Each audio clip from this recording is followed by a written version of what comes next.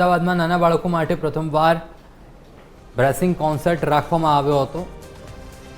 હમ dental clinic ખાતે bracing concert રાખવામાં આવ્યો હતો, જેમાં નાના બાળકોને કેવી રીતે બ્રશ કરવું અને કેટલી વાર કરવું તે અંગે સમજણ આપવામાં આવી છે. કોન્સર્ટમાં મોટી સંખ્યામાં વાલીઓ પોતાના બાળકોને લઈને આવ્યા હતા.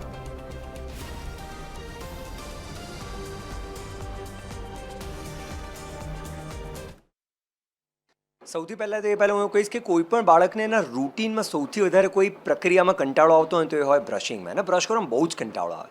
એને એમ થાય ફટાફટ કરી લઉં, ઊંઘમાં થતો હોય, અને એટલે જ બધા ડેન્ટલ ઇશ્યુઝ અરાઈ થતા. અને જોડે જોડે ચોકલેટ, બિસ્કિટ, આઈસ્ક્રીમ, પેસ્ટ્રીનું તો ચલણ ચાલુ જ હોય અને ક્લીન પ્રોપર ના થતું હોય.